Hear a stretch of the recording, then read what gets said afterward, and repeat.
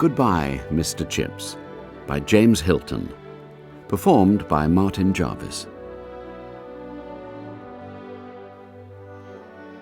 When you are getting on in years, but not ill, of course, you get very sleepy at times, and the hours seem to pass like lazy cattle moving across a landscape.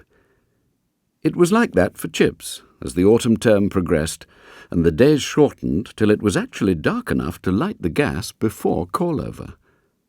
For Chips, like some old sea captain, still measured time by the signals of the past. And well he might, for he lived at Mrs. Wickett's, just across the road from the school. He had been there more than a decade, ever since he finally gave up his mastership, and it was Brookfield far more than Greenwich time that both he and his landlady kept. "Mrs. Wickett," Chips would sing out in that jerky, high-pitched voice that had still a good deal of sprightliness in it. "You might bring me a cup of tea before prep, will you?" When you are getting on in years, it is nice to sit by the fire and drink a cup of tea and listen to the school bell sounding dinner, call-over, prep, and lights out. Chips always wound up the clock after that last bell. Then he put the wire guard in front of the fire, turned out the gas, and carried a detective novel to bed. Rarely did he read more than a page of it, before sleep came swiftly and peacefully, more like a mystic intensifying of perception than any changeful entrance into another world. For his days and nights were equally full of dreaming. He was getting on in years, but not ill, of course. Indeed, as Dr. Merivale said, there was really nothing the matter with him. "My dear fellow, you're fitter than I am," Merivale would say, sipping a glass of sherry when he called every fortnight or so. "You're past the age when people get these horrible diseases. You're one of the few lucky ones who are going to die a really natural death. That is, of course, if you die at all. You're such a remarkable old boy that one never knows." But when Chips had a cold, or when east winds roared over the fenlands, Merivale would sometimes take Mrs. Wickett aside in the lobby and whisper, "Look after him, you know. His chest, it puts a strain on his heart. Nothing really wrong with him, only anno domini, but that's the most fatal complaint of all, in the end." Anno domini. By Jove, yes. Born in 1848 and taken to the Great Exhibition as a toddling child. Not many people still alive could boast a thing like that. Besides, Chips could even remember Brookfield in Weatherby's time. A phenomenon, that was. Weatherby had been an old man in those days, 1870. Easy to remember because of the Franco-Prussian War. Chips had put in for Brookfield after a year at Melbury, which he hadn't liked because he'd been ragged there a good deal. But Brookfield he had liked, almost from the beginning. He remembered that day of his preliminary interview.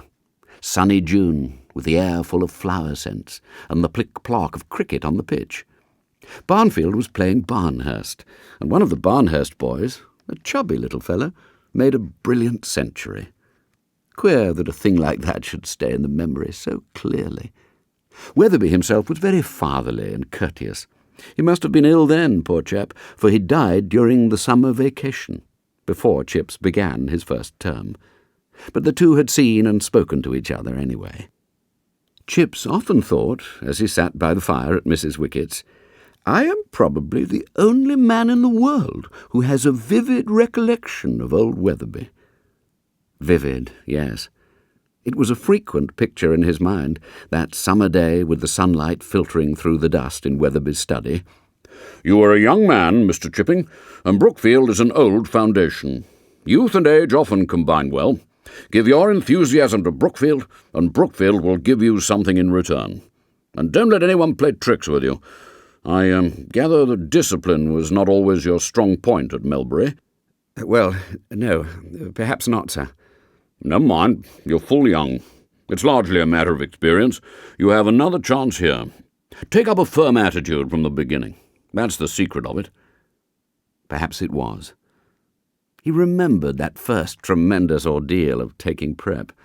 A September sunset more than half a century ago. Big hall full of lusty barbarians ready to pounce on him as their legitimate prey. His youth, fresh-complexioned, high-collared, and side-whiskered, Odd fashions people followed in those days, at the mercy of 500 unprincipled ruffians, to whom the baiting of new masters was a fine art, an exciting sport, and something of a tradition. Decent little beggars individually, but as a mob, just pitiless and implacable. The sudden hush as he took his place at the desk on the dais, the scowl he assumed to cover his inward nervousness, the tall clock ticking behind him, and the smells of ink and varnish, the last blood-red rays slanting in slabs through the stained-glass windows. Someone dropped a desk lid. Quickly, he must take everyone by surprise. He must show that there was no nonsense about him. "You there, in the 5th row. You with the red hair. What's your name?" "Collie, sir." "Very well, Collie. You have 100 lines." No trouble at all after that. He had won his first round.